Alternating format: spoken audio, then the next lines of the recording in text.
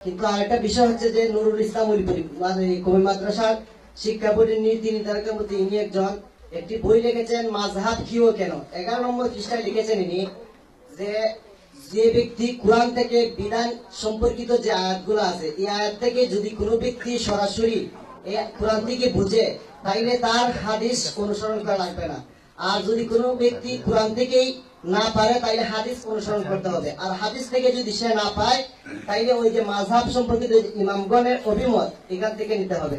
তো এখানে অলিপুরি যে লিখেছেন বইটা, ওনার যুক্তিরা কতটা সঠিক এবং এই যে শরীর বিধান মতে ওয়াজিব সুন্নাত ফরজ কিনা, এটা জানতে চাচ্ছি। জাযাকাল্লাহ খায়ের।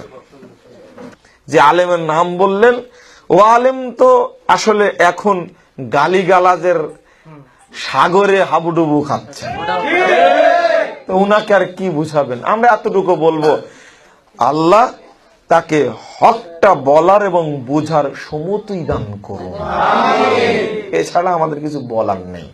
কারণ একটা জিনিস হলো, আমরা হকের বিষয়টা খুব গুরুত্বপূর্ণ, হকের বিষয়টা খুব গুরুত্বপূর্ণ যে আবু জাহাল রাসূলের মুখ থেকে সরাসরি কোরআন হেদায়েত শোনার পরেও ঈমান আনেনি, আনেছে কি? আর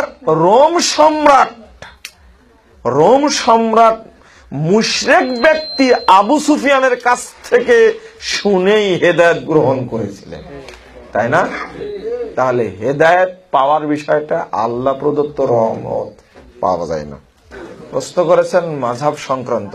এ ভাই, মাযহাব মানা ফরজ, ওয়াজিব না সুন্নাত?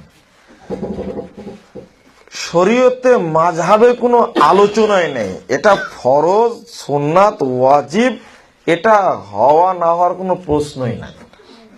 এটা শরীয়তের অংশই না, এটা প্রথমত কথা।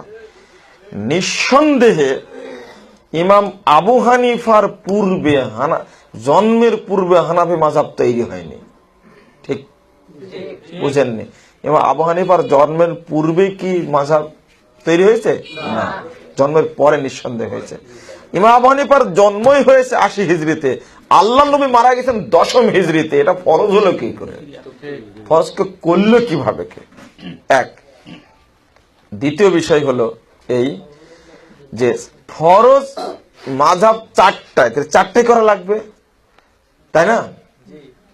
তো বলা হচ্ছে মাযহাব যদি 4টা ফরজ হয়, তাহলে 4টার একটা মানবো কেন? কয় ওয়াক্ত সালাত ফরজ? যে কোনো এক ওয়াক্ত পড়লেই হবে নাকি? কয় ওয়াক্ত পড়তে হবে? 5 ওয়াক্ত পড়তে হবে। মাযহাব যদি 4টাই ফরজ হয়, তো 4টাই মানতে হবে, তাই না? যদি মুসলিম উম্মতের উপরে ফরজ করা হয়, মূলত এই উপমহাদেশে এই চর্চাটা হয়, মাযহাব চর্চাটা উপমহাদেশে হয় খুব বেশি। মানুষকে এই মাযহাবি জালে আবদ্ধ করার কারণে মানুষ আজকে শরীয়ত থেকে অনেক দূরে।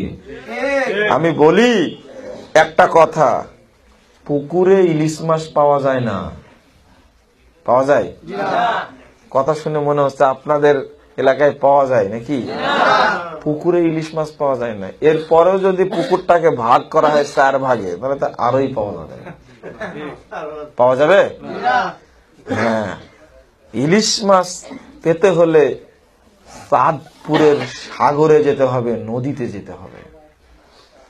যদি দিন পেতে চাই, তাহলে কোরআন সুন্নাহর বিশাল মহাসাগরে ঝাঁপ দিতে হবে, তখনই দিন পাওয়া যাবে।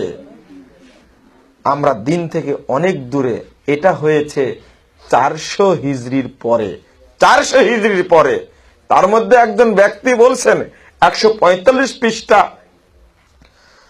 ইলামুল মুওয়াক্কিন ইবনুল কাইয়্যিম রাহিমাহুল্লাহ বলছেন, ইন্নামা হাদাসাত হাযিহিল বিদআ, এই বেদাতি 4 মাযহাবী দলাদলিতার জন্ম হয়েছে ফিল কর্নের রাবিআল মাজমুম, এই 4র্থ হিজরির নিন্দিত যুগে। আগের যুগগুলো 3টা যুগ ছিল কি স্বর্ণ যুগ, আর পরের যুগ 4র্থ শতাব্দী হিজরি, এই যুগটা হলো নিন্দিত যুগ। এই যুগে তৈরি হয়েছে। শাউলিল্লাহ মুহাদ্দিস দেহলভী বলছেন হুজ্জাতুল্লাহিল বালেগার 118 পৃষ্ঠা, এই ছেলেটা বলল আমি পড়ি ফাজেলে, তোমাদের একটা বই আছে, দেখো একটা বই প্রচলিত, হুজ্জাতুল্লাহিল বালেগা, তার মধ্যে লেখা আছে ইলাম আন্নান নাসা ক্বাবলাল মিয়াতির রাবিয়াতে গায়রু মুজমিইনা আলা তাকলিদিল খালিস লিমাযহাবিন ওয়াহিদিন বিআইনিহি। তিনি বলছেন, হে ছাত্ররা, তোমরা জেনে রাখো যে ৪র্থ শতাব্দী হিজরির পূর্বে কোন একজন ব্যক্তি নির্দিষ্ট অন্ধ মাযহাবের উপরে ছিলেন না। স্পষ্ট হয়ে গেল তাহলে এটা ৪র্থ হিজরির পরের ঘটনা। ৪র্থ হিজরির পূর্বে যারা আমল করেছেন তারা কি জান্নাতে যাবেন না?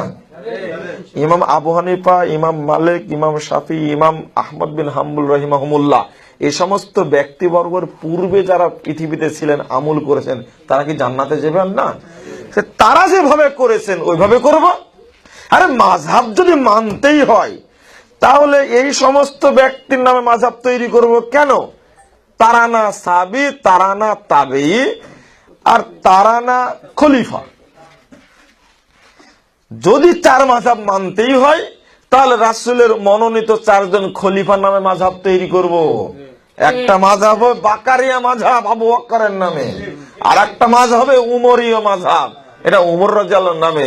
যদি মাযহাব মানতেই হয় তাহলে উসমানীয় মাযহাব মানবো উসমান রাদিয়াল্লাহু নামে। তারা ছিলেন জান্নাতি সাহাবী, তারা ছিলেন ৪ খলিফা। এত যুগ পরে এদের নামে মাযহাব তৈরি করার কি দরকার? নেটে আমার অনেক বক্তব্য আছে, আপনারা শুনে নিন।